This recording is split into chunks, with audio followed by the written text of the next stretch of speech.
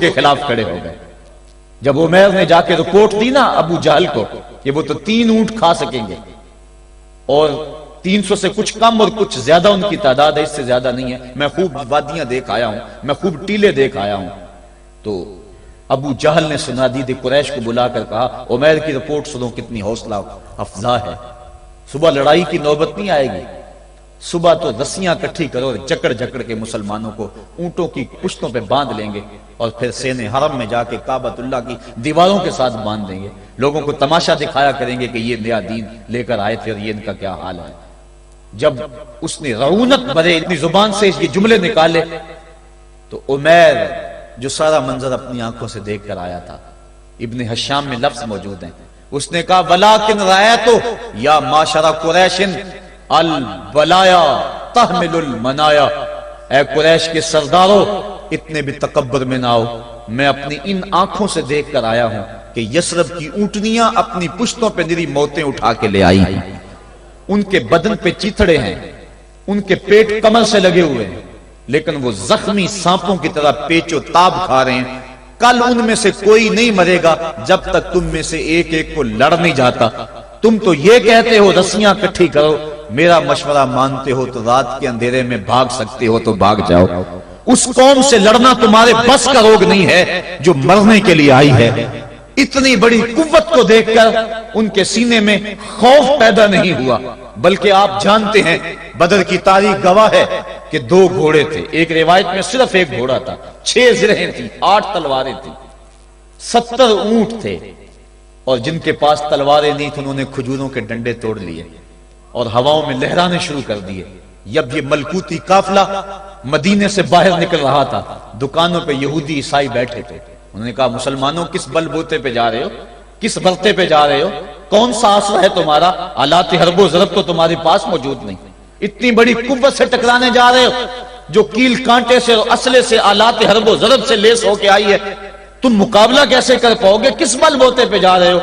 حضور کملی اوڑے ساتھ ساتھ چل رہے تھے.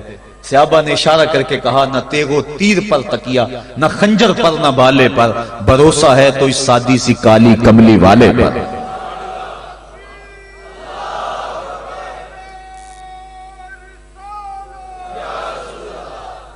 اب اس ماحول میں جبکہ کفار پورا لاؤ لشکر لے کے آئے اور ابو جہل نے کہا اعلان کر دو لنا عزا ولا عزا لکم، یہ ان کے بت کا نام ہے، ہمارے پاس عزا ہے تمہارے پاس عزا نہیں، ہمارے پاس لات ہے تمہارے پاس لات نہیں، ہمارے پاس منات ہے تمہارے پاس منات نہیں، ہمارے 360 خدا اور تمہارا ایک خدا، مقابلہ ہی کوئی نہیں.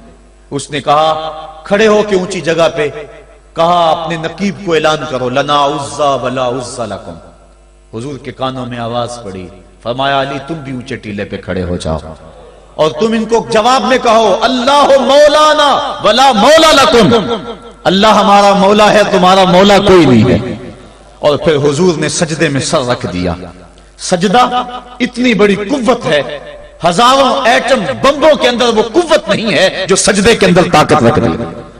آج دنیا سے ہم ڈر رہے ہیں اس لیے کہ ہمارے سجدے چھن گئے ہیں، ہمارے سجدوں کی آبرو چھن گئی ہے، ہمارے سجدوں میں وہ حرارت اور گرمی نہیں رہی، وہ رقت اور وہ نرمی نہیں رہی. بدر کا میدان ہے، 1000 کا لشکر جرار مقابلے میں ہے اور وہ پورے لاؤ لشکر کے ساتھ ناز و تفاخر کے اندر مسلمانوں کو ملیا میٹ کر دینے کے جذبوں سے دانت پیس رہے ہیں کہ آج مسلمانوں کو کچا چبا دیں گے. مسلمانوں کے ساتھ پاس صرف 8 تلواریں اور ان کے بطن میں کھانے کے لیے کچھ نہیں. جس کھجور کو چوس کے روزہ رکھتے ہیں اسی کھجور کو چوس کے روزہ افطار کرتے ہیں. یہ حالت مسلمانوں کی، بدن پہ چتھڑے لگے ہوئے کپڑے ہیں، عجیب حالت ہے. پھر کون سا آسرا تھا جو مسلمانوں کے کام آیا؟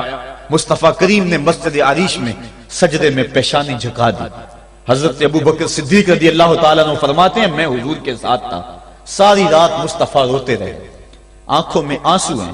حضور کی چادر سر انور سے سلٹ کے حضور کے کندھوں پہ آ جاتی، پھر کندھوں سے پشت پہ آ جاتی. میں اٹھا کے حضور علیہ السلام کے سر پہ رکھتا اور کہتا حضور بس کرو.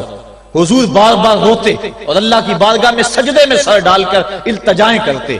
لفظ کیا تھے محبوب کی زبان پہ؟ آج تک ایسی ناز والی دعا کسی نے نہیں کی ہے جی جیسی دعا مصطفیٰ جان رحمت نے کی. مصطفیٰ کریم سجدے میں سر رکھا ہے اور کیا کہا؟ اللہم ان تہلک ہذہ العصابہ لم تعبد فی الارض ابدا.